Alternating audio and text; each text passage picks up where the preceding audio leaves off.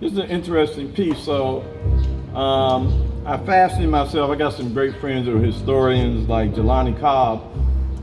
So I imagine myself a historian because I can argue with him. But I was doing some research on a DC neighborhood called Kingman Park over in Northeast. And in doing some research, I came upon an article that talked about the beginning of desegregation in DC, and especially in its recreation facilities. And they said it began in 1952 with the drowning of a 14-year-old in a Rosedale swimming pool.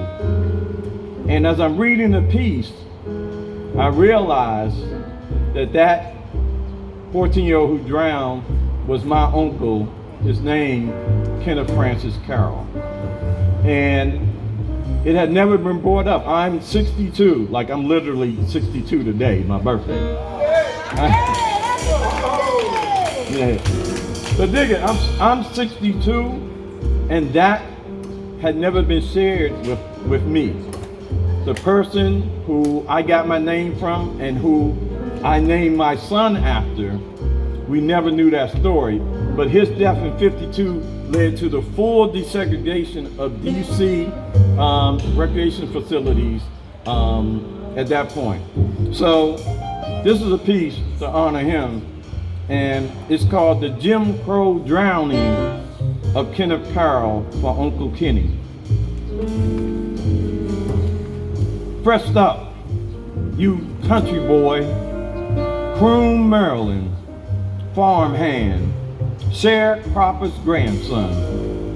Tobacco and pig's guts haunt the breeze.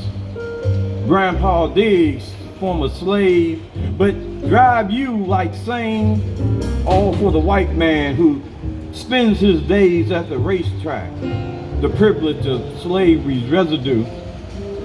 22 miles between DC and the back of this mule, between this plow, this field, and tales of colored neighborhoods called Kingman Park. Your mother's new home, a light. The deed reads Mary Ellen Carroll, 1653 Kramer Street, Northeast. You in DC. It's sweltering heat make a farm boy ignore Jim Crow's squawking.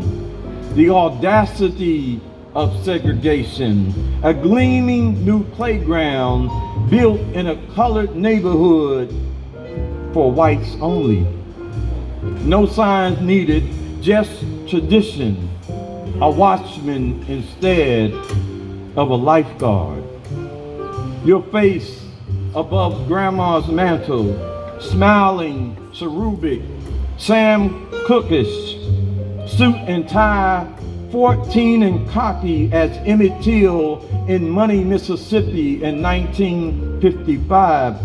But it is 1952, and you know emancipation as a basement, a front porch, Negro parents with government jobs, pretty black girls, your daddy's sedan, a reunited family near the murky Anacostia.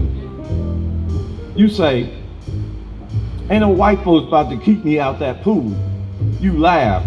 You thinking that shimmering water and the gleeful splashing and laughing of white children is supposed to be your joy too.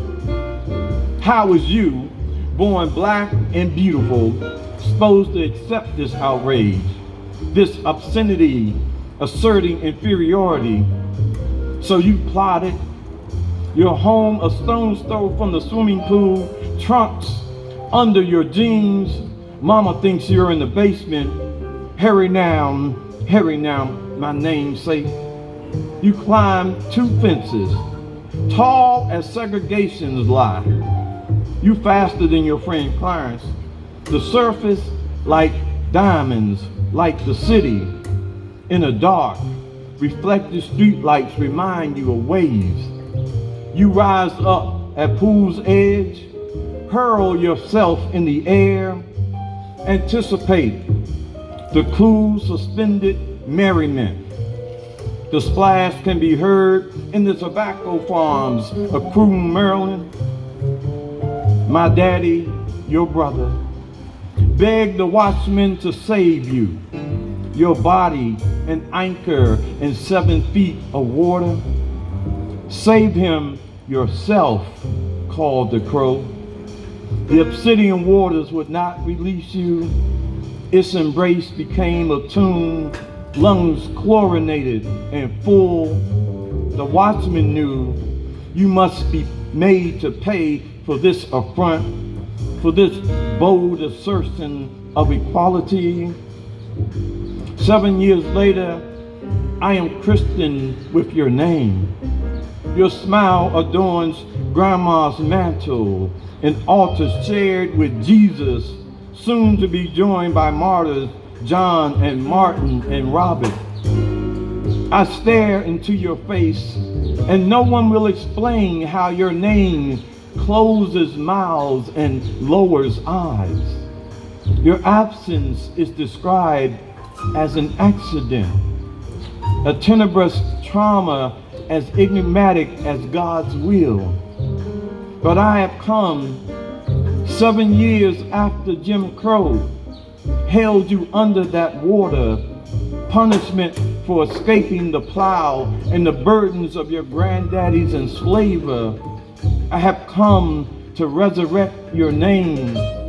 I have come, Uncle Kenny, Kenneth Francis Carroll, Saint of D.C. desegregation. I have come to save you myself. Thank you.